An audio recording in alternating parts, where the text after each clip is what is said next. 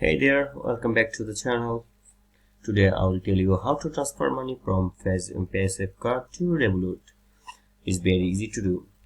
What you have to do first, install the Revolut app, then open the Revolut app and tap Add Money. Then select Cash Deposit as your method.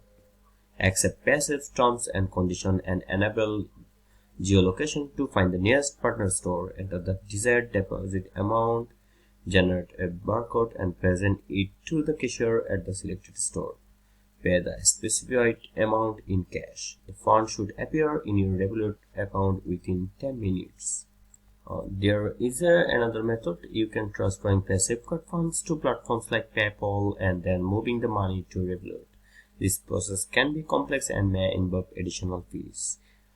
And that's it. That's how you can transfer money from Paysafecard to Revolut.